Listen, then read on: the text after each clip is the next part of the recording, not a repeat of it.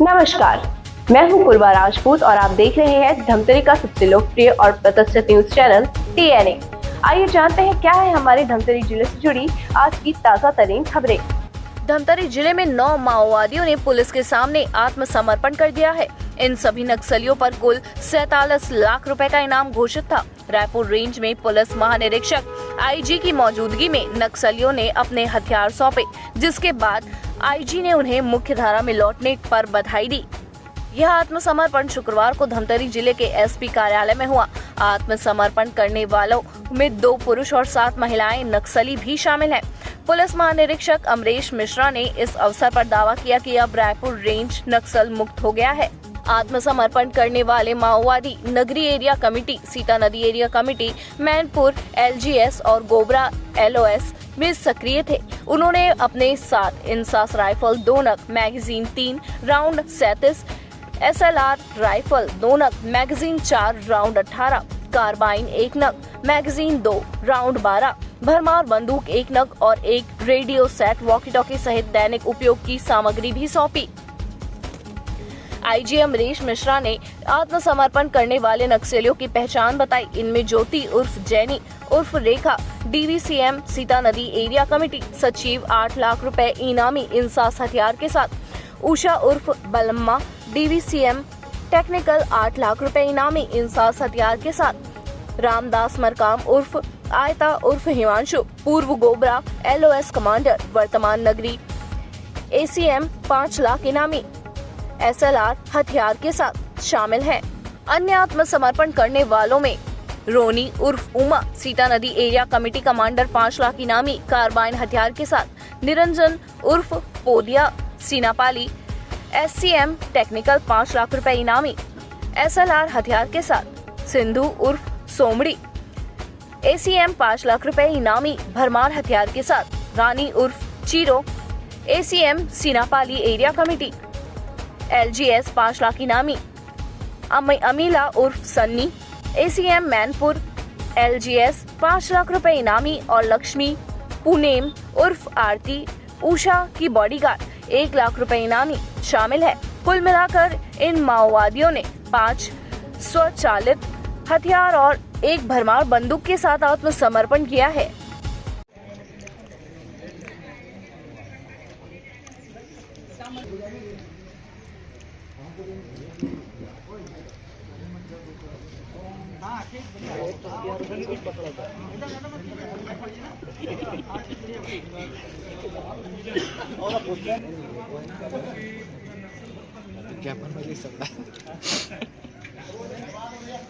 देख के तो चाची चाचा बोले तो नहीं है सर, कार्बाइन अच्छा कार्बाइन है केवल तो सब इंसान से भी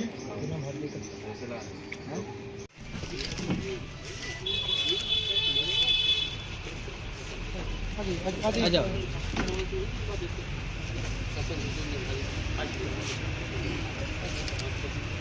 वेपन के साथ आएंगे ये लोग। सरेंडर का मतलब होता है वेपन।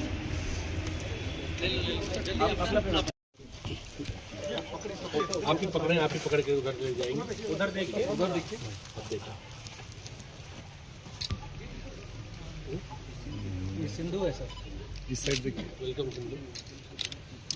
इधर फोटो, इस साइड फोटो करा लो। इस साइड से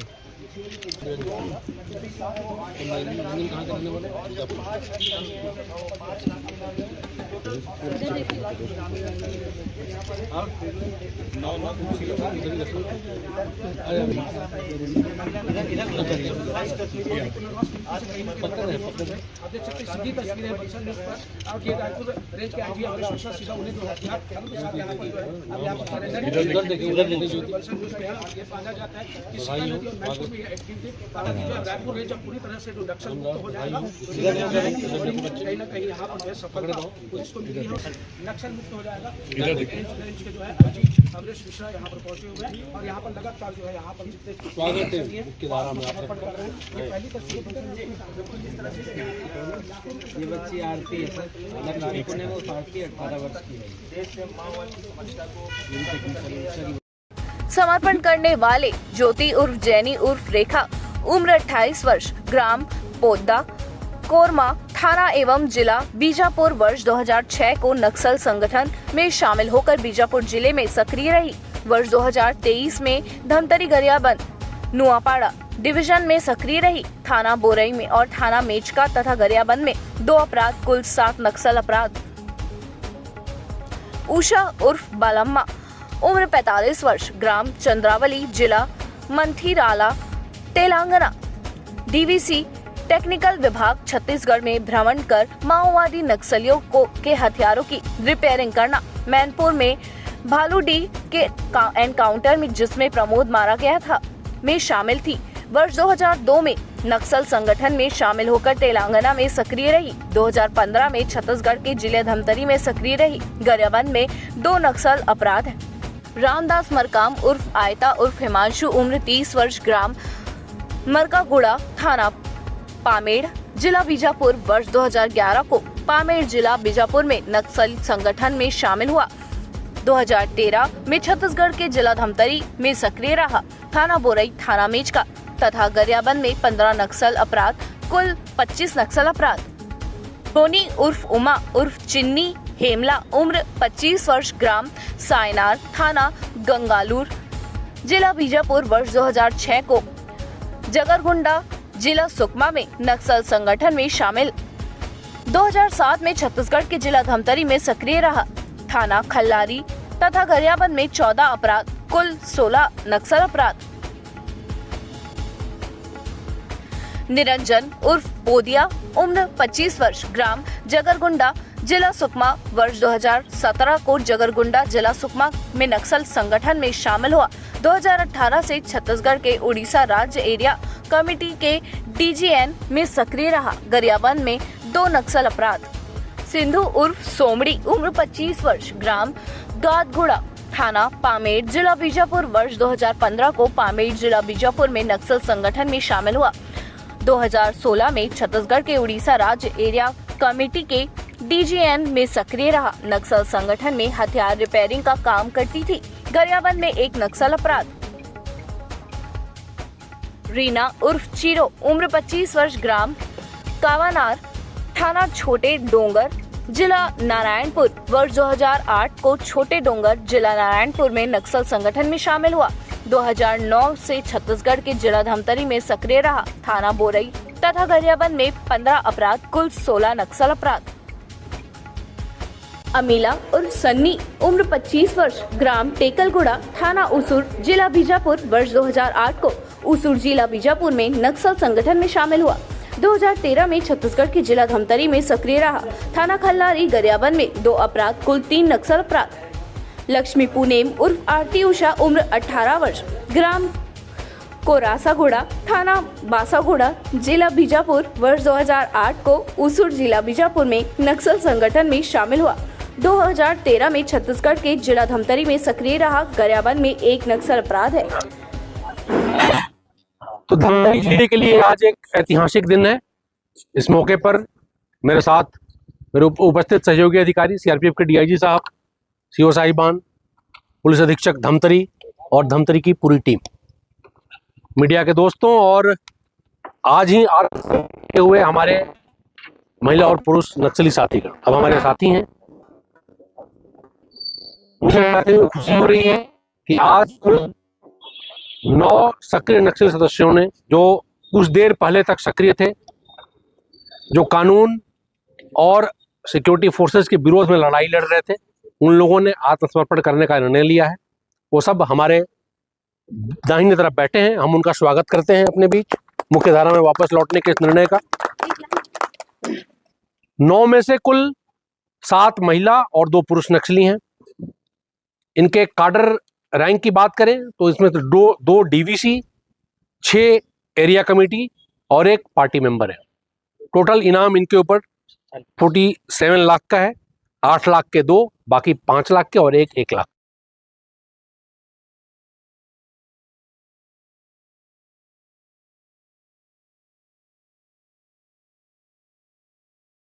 उनको मैं बताना चाहूंगा। एक ग्रुप जो नगरी सीता नदी एरिया कमेटी के सदस्य थे वो, और दूसरा जो इस पूरे डिविजनल कमेटी का टेक्निकल कमेटी था। अगर आपको जो पेपर दिया गया है उसमें आप गौर करेंगे तो आप देखेंगे कि इनमें से 8 लोग छत्तीसगढ़ के निवासी हैं, साउथ बस्तर के, और एक जो उषा दी जिनको बोलते हैं उर्फ बालम्मा, वो आंध्र प्रदेश की रहने वाली हैं, जो टेक्निकल कमेटी की इंचार्ज थी। टेक्निकल कमेटी का जो फंक्शन था वो डीवीएन जो अपना था, धमतरी गरियाबंद नुआपाड़ा, डीजीएन जो डिविजनल कमेटी था, उसमें नक्सली संगठन की जो मारक क्षमता हो, मिलिट्री कैपेसिटी हो और हथियार ऊंचे दर्जे के हों, आईईडी की ट्रेनिंग हो, उनके लिए इसको इंडक्ट किया गया था। इस काम को इन्होंने बखूबी अंजाम दिया। 2 दिनों तक लड़ाई फोर्सेस के साथ चलती रही, उसमें उनका इस्तेमाल किया। बट उन सबसे हमारी जो चर्चा हो रही थी, चर्चा के दौरान उन्होंने ही बताया कि वो एक गलत रास्ता था जिसमें हम चल रहे थे, और सबने मुख्य धारा में लौटकर प्रसन्नता जताई है, भारत के संविधान के प्रति, जनतांत्रिक भावनाओं के प्रति आस्था जताई है, और उन्होंने उम्मीद किया है कि इसके बाद छत्तीसगढ़, देश और ये एरिया जो है प्रशस्ति,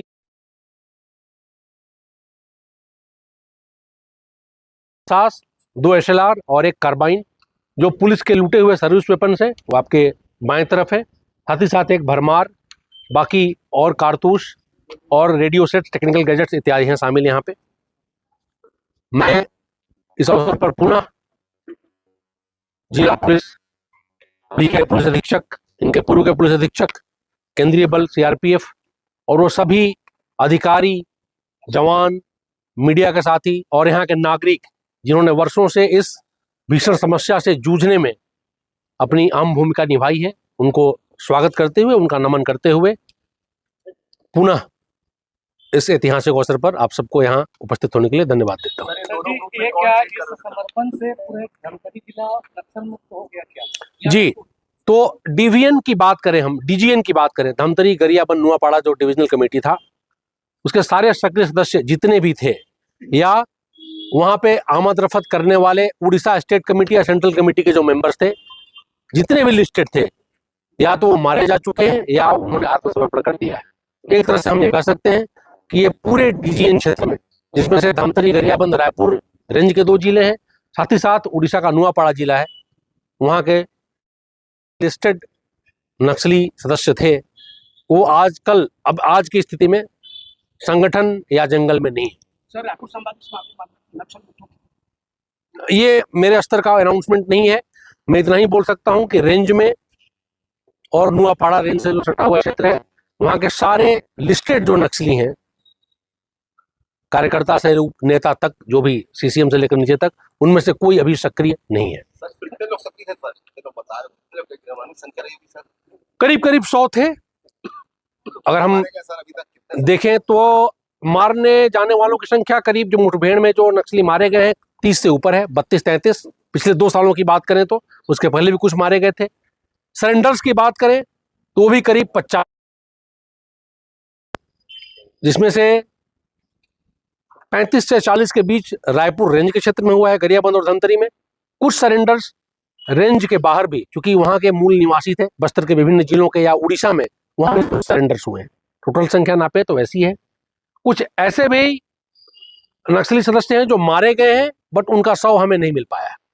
जैसे इनके डिस्कशंस में हमें पता चला, गरियाबंद में उन्होंने जो 2 दिन पहले सरेंडर हुआ, यहाँ जो आज हुआ है, कि करीब 10-12 ऐसे नक्सली थे जो मारे गए थे मुठभेड़ में, बट उनका शव हमें नहीं मिल सका, इसलिए वो हमारे मारे जाने वाले रिकॉर्ड में नहीं आ सके। सर, ये जो 9 थे उसमें से लीडर कौन था सर? ये अभी 9 दोनों ग्रुप में सर। अगर आप देखेंगे तो जो उषा है वो टेक्निकल कमेटी की इंचार्ज थी, पूरे डीजीएन डिविजनल कमेटी की। ये सेंट्रल कमेटी मेंबर्स के साथ लंबे समय से काम करते आ रही हैं। सेंट्रल कमेटी के जो मेंबर्स यहाँ हुआ करते थे, उन्हीं के साथ चलती थी। दूसरे जो हमारे ज्योति हैं, ज्योति की तबीयत खराब होने के कारण रामदास जो थे वो ऑफिशिएट कर रहे थे कभी कभी एरिया कमेटी के इंचार्ज में, क्षेत्र के नेतृत्वकर्ता के रूप में। उन सब ने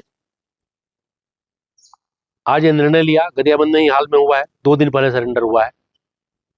देश और राज्य के विभिन्न हिस्सों में जो लगातार अभियान चल रहा है, आत्मसमर्पण हो रहे हैं, उन्होंने थोड़ी देर जरूर की है, बट अंत में काफी विचार के बाद उन्होंने निर्णय लिया कि आज ये वक्त है जब वो पुलिस के सामने। सर इनका डर भी होगा कि बाद में इनके ऊपर जो मौजूदा नक्सली हैं वो इनके ऊपर अटैक कर सकते हैं, मार सकते हैं, इनकी सुरक्षा के लिए क्या? देखिए, नक्सलवाद का स्तर आपको मालूम है, करीब करीब कुछ सीमित संख्या, कुछ सीमित किलोमीटर्स में बची हुई है। तो मुझे नहीं लगता कि इनको कोई डर होगा, और ये डर से नहीं आए हैं। जैसा इन्होंने बताया कि इनको अपने गलती का एहसास हुआ, भूल का एहसास हुआ, उस कारण ये लौटे।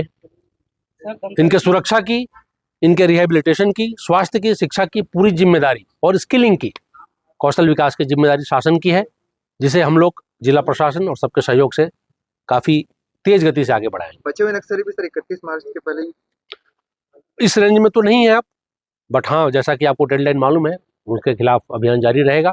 हम भी इस बचे हुए दिनों में और आने वाले दिनों में हमारी पूरी कोशिश रहेगी कि जो नॉर्मल पुलिसिंग नहीं हो पा रही थी नक्सल क्षेत्रों में, नक्सलियों के उपस्थिति के कारण, उसको बहाल करें, जनता से संवाद बढ़ाएं, जंगलों की भव्यता और सेरेनिटी, मैग्निफिसेंस एंड सेरेनिटी जो चीज़ हुआ करती थी, भव्यता और शांति, उसे लोगों को जोड़े, टूरिज्म के प्रति लोगों में आकर्षण बढ़ाएं, ताकि गवर्नेंस जो नॉर्मल तरीके से इन क्षेत्रों में फैले। सर अभी आपने कहा कि सक्रिय अभी कोई नहीं, इनके आड़ में अब कुछ लोग इनका धंधा भी कर सकते हैं, किसी को मारना या लूट करना, नक्सलियों के नाम लेकर कैसे कुछ कर सकते हैं? मैं ऐसे किसी भी संभावना से इनकार नहीं कर रहा। मैं जैसा बताया, आने वाले समय में हमारी कोशिश होगी कि जो नॉर्मल पुलिसिंग हुआ करती थी नक्सलियों के आने के पहले, वैसी पुलिसिंग शुरू हो। गांव-गांव में हमारे पुलिस के जवान जाएं, हर एक इंसिडेंट पे रिस्पॉन्ड करें। पहले हमको ट्रैप लगता था, हम नहीं जाते थे। नॉर्मल पुलिसिंग की शुरुआत करें, गहरा जनता से संबंध बनाएं, जंगलों की भव्यता और उसकी शांति को लौटाएं। साथ ही साथ फॉरेस्ट, रेवेन्यू सबके साथ मिलकर वहाँ के लोगों की क्या लाइफस्टाइल अपग्रेडेशन हो सकती है, जो हमारे साथी हैं, जो अभी मुख्य धारा में आए हैं, इनका और जीवन कैसे सुंदर हो सकता है, इस सब पे काम करें। सर इसमें कम उम्र की भी है, जो कब इनका ज्वाइनिंग बता सकते, कुछ जानकारी? जी, वो आपके डेटा में है। करीब 20 सालों से संगठन में है। जो आप इनकी बात कर रहे हैं आप, वो 2008 से बाल संगम के रूप में उनकी नक्सली संगठन में सदस्यता हुई थी। सर कम उम्र में नक्सली कमेटी, कारण क्या है सर? ये उनसे तो नहीं पूछा मैं, लेकिन जैसा कि लंबा अनुभव हम लोगों का रहा है बस्तर में काम करते हुए, सारे डर के मारे या ब्रेन वॉश होके ही आते हैं, इंडोक्ट्रिनेशन या फियर। क्योंकि ये कोई नई बात नहीं है कि नक्सली संगठन के लोगों ने धमकी देने के लिए गांव में अनेकों बार ऐसी हिंसाएं की हैं, हत्या की है, ताकि बाकी लोग डर के मारे उनकी बात माने। किए थे इस गाँव के लिए, क्या पुलिस उनको पुरस्कृत करेगी? लोकल पहले पुलिस उनके प्रति उनको हार्दिक धन्यवाद देती है। उनके योगदान के बिना शायद हमें कुछ दिन और लगते हैं। मैं पहले ही बताया कि इस लड़ाई में अभी तक जो हम लोग लड़ते आ रहे थे और अभी भी जारी रहेगा कहीं ना कहीं किसी तौर पे, जनता का और सिक्योरिटी फोर्सेस सबका अहम योगदान रहा है। हम उन दोनों ग्रामीणों के आज के प्रयास की सराहना करते हुए उनका धन्यवाद देते हैं। लेकिन ये भी जरूरी है कि इसके पूर्व में भी जो अचानक अनेकों कार्यक्रम हुए हैं, उसमें ग्रामीणों का अच्छा सहयोग रहा ही है। सर वर्ष 2009 में जिस गाँव, वो बहुत बड़ी दुखद घटना थी। मैं यहीं बगल के जिले में था उस समय, एएसपी, मुझे याद है। शायद एक व्यक्ति यहाँ से, इसमें 9 में से उस समय शामिल था।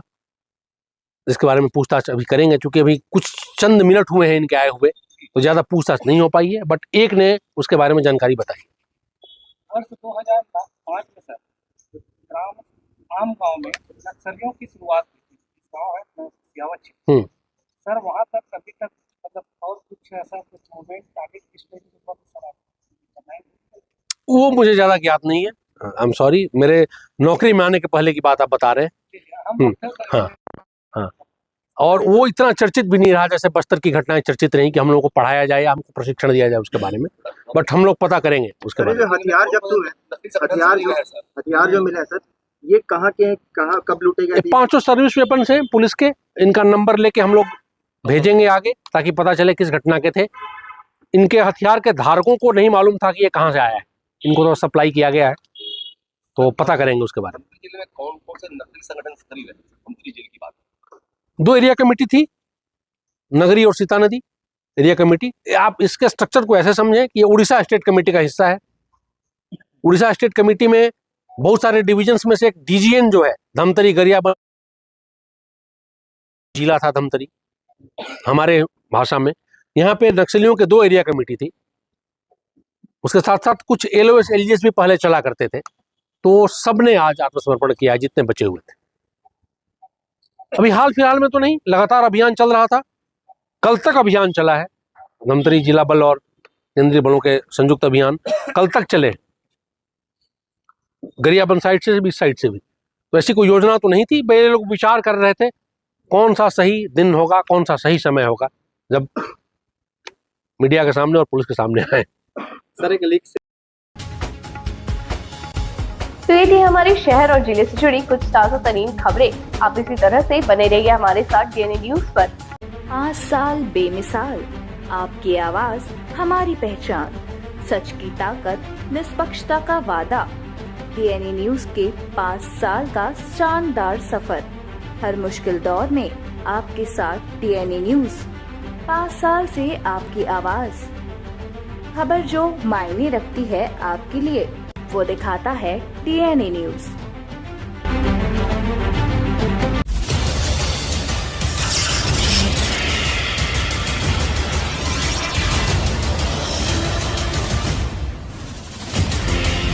DNI न्यूज, धमतरी का नंबर 1 न्यूज चैनल। अब देखिए HD में,